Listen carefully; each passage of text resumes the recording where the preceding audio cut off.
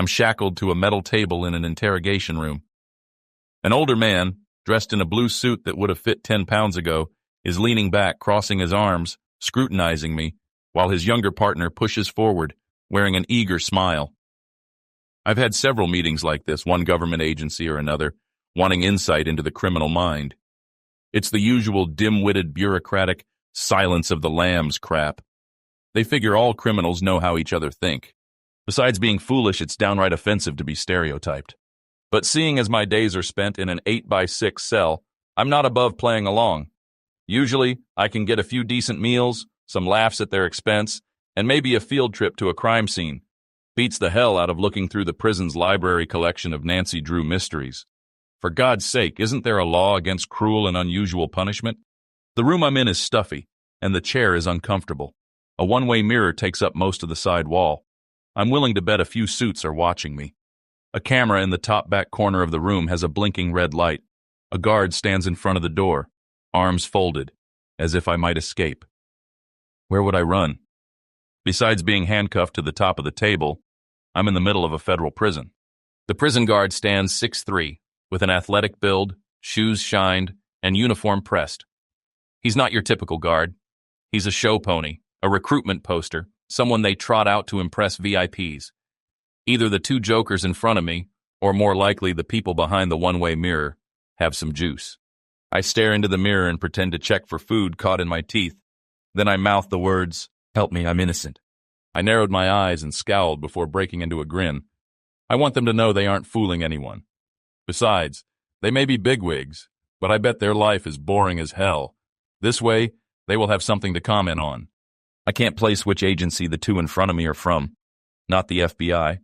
The younger one is too neurotic, and the older one is too out of shape.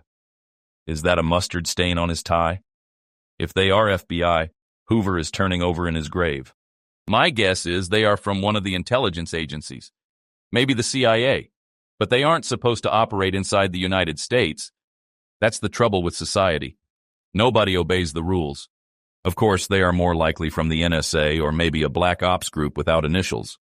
What does a bureaucrat do if he doesn't have an acronym? Probably causes self-esteem issues.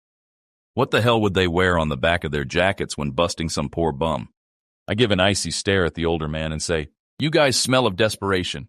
You want something from me, but I'm not interested until I get a decent cup of coffee. And take these damn handcuffs off me."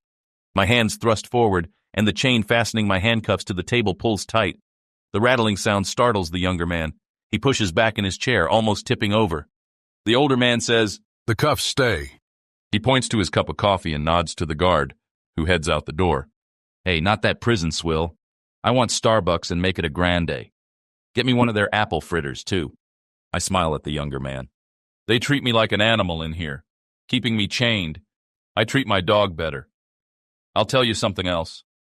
They are doing a shitty job of rehabilitating the prisoners. One guy was in here on Grand Theft Auto. They rehabilitated him. A week after his release, he robs a bank. They taught him not to steal cars, but his cellmate taught him to rob banks." I shake my head and stare at the older man. The younger man glances at his partner. His eyes ask if he can start explaining why they are here. The older one sits there, ignoring him. I smile and nod at the younger one, and he returns a goofy grin. Myself, I'm in here on life without parole, but is that any reason to give up on me? Maybe I want to become a better man. Do a little self-improvement. They could at least try to save my soul, keep me from eternal damnation. But they don't care. That type of attitude can make a man bitter. Making eye contact, I lean in and say, "You know I'm innocent. This whole thing is a tragic miscarriage of justice." The older one snorts. Leaning forward, the younger man goes to speak, but the older one reaches out and gently pushes him back into his chair. The guard returns and puts a coffee from the vending machine before me. I let it sit there, look up at the older of the two men, clearly the one in charge, and say, "Take me back to my cell." The coffee sits in front of me, untouched, while the two government agents shift in their seats. The younger one glances at the older man, then at me. His smile is gone, replaced with a worried look. He leans forward and starts spewing words, afraid I'm about to leave. "We have something better than coffee. How does freedom sound? You can get all the coffee you want then. Maybe you heard that time travel is possible. Not only is it possible, but Son, take a breath. He said he was not interested. Guard, take him back to his cell. The guard steps forward and signals for me to lift my hands. He reaches with the key to release the chain that secures my handcuffs to the table. Hold on a second. You could have at least gotten me one of those stale donuts to go with this watered-down swill you call coffee. I wanted some real coffee because you guys look boring as hell and figured it would help me stay awake. But if you're going to talk about time travel, I guess I can hear you out. It should make for a good story to tell the boys back in the block. If you want to throw in a few space aliens and some tinfoil hats, go for it. The older man nods for the guard to step back. The guard shrugs, steps in front of the door, and crosses his arms. He acts as if he is preventing me from making a break for it. I'm chained to a damn table, for Christ's sake. I sip the coffee, and it tastes like paper soaked in hot water. I grimace and glare at the older man. Good call on the coffee. This is much better than something with fresh ground beans. The older man smirks at me, and I turn my attention to the younger man. Let's say time travel is possible, and aliens walk among us, and the smelly, hairy guy in the cell next to me is Bigfoot. What do I have to do with any of this? Are you trying to free up some prison space? Planning to send us back to be eaten by dinosaurs? The younger man smiles and shakes his head. This has nothing to do with aliens. As far as I know, they have not visited us yet. And I'm not sure about the guy in the cell next to you, but time travel is real. We can go back over 100 years now. That far back, the feedback loop is manageable. When we work out a few of the kinks, we will be able to go back 150, maybe 200 years. If you say so, but what does this have to do with me? The younger man is squirming in his seat, talking faster than he can think. We want you to go back in time so you can undo the murders you committed. All you have to do is kill your great-grandfather. That will undo the murders, plus break the feedback loop. Whoa, first off, I didn't murder anyone, and why the hell would I kill my grandfather? Isn't there a law against soliciting people to murder? I lean back in my chair. I may have to report you to the authorities. The younger man looks like a dog when you head off to work, but you leave your keys on the table and return a minute later. His tail wagging, happy to have your attention. But the older one is sitting there, doing his best to look intimidating. Seeing as you are so young and obviously clueless, I will let it slide.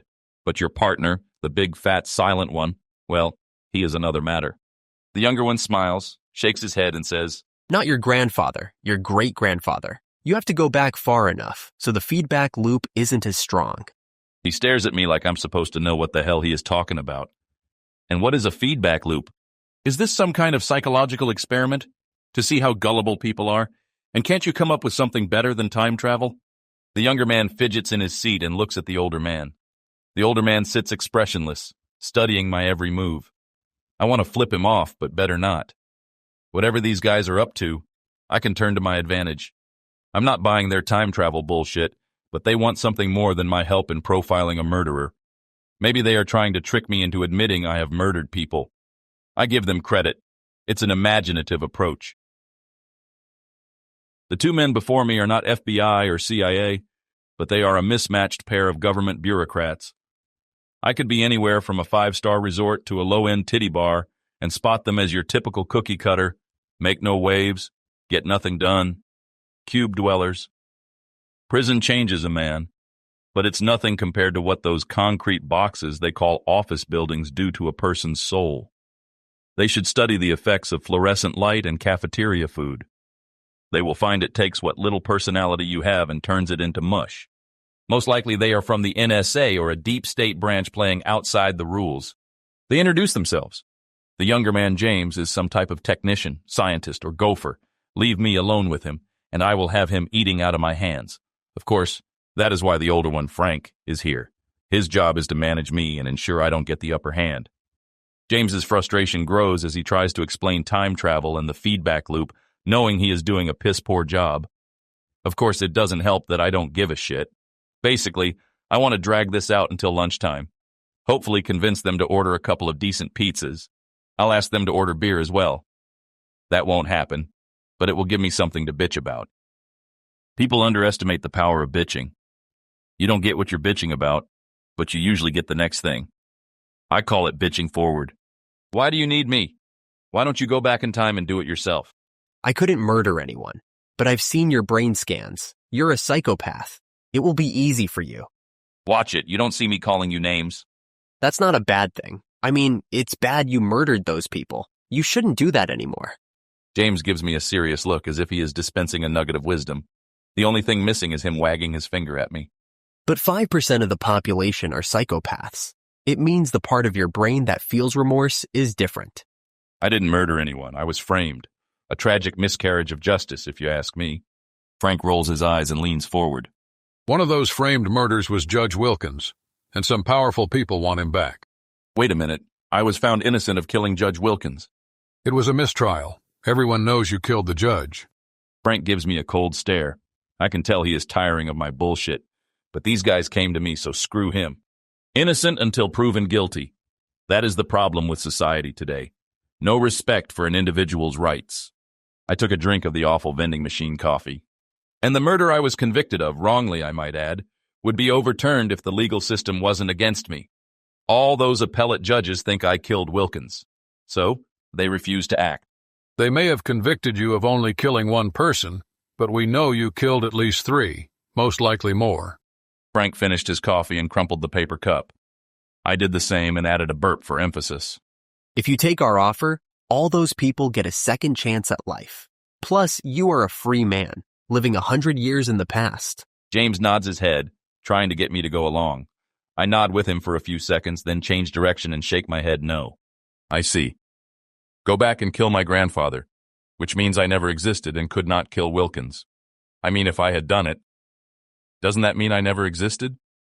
Isn't that the paradox you science fiction dweebs always talk about? James shakes his head and says, Your great-grandfather, you have to go back far enough. So there is no overlap in your lifespan. Plus, the feedback loop will be weaker, giving you more time. I'm still eliminating myself, and what feedback loop? You keep mentioning it, but don't tell me what the hell it is. The feedback loop is what prevents paradoxes. It causes all kinds of issues and will fry your brain unless you break the link between the past and the present. Fry my what? Nice meeting both of you. And by the way, I wouldn't lift a finger to save that prick Wilkins. He got what he deserved. Frank lets out a sigh.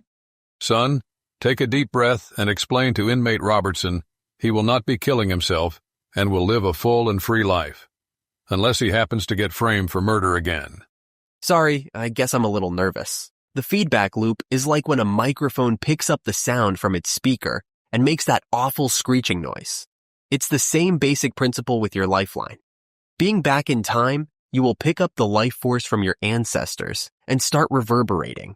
The first person we only sent back 10 years. It caused his brain to fry instantly. James tightened his neck muscles and gave a forced smile as if to say, whoops, this is supposed to convince me? The further back you go, the less powerful. And we have some pills to help minimize the feedback. You should have over a month before it starts to, well, before it gets bad. And once you kill your great-grandfather, it stops. And since you are back in time, your deeds are erased, but you won't be. So you can live a normal life just 100 years ago, the roaring 20s. What do you say? James nods his head. If I do this, I will have to put up with James's nodding and grinning. It will be a real test of my patience. I glance at Frank and say, and that prick Wilkins lives? Frank has been watching my reaction. He knows I will take the deal. After all, live out my life in an 8x6, or go back and hook up with a couple of young flappers, even if it means killing my great-grandfather. And what do I care if great-grandpa dies? It's not like he left me a family fortune or anything. If he is like the rest of my relatives, a bullet to the head will do everyone a favor. I want $1 million to do it. And a private jet, with a cute stewardess, and some beer, and a bowl of M&Ms, red ones only. Paper money won't do you any good. We'll send you back with 1,000 $20 gold coins minted during that period. $1 million. 20,000 is a lot of money in those times. You're an enterprising person. I'm sure you will do nicely knowing the future. I nod my head. It's all bullshit anyway. What do I care? Professional audiobooks in a click. Spoken.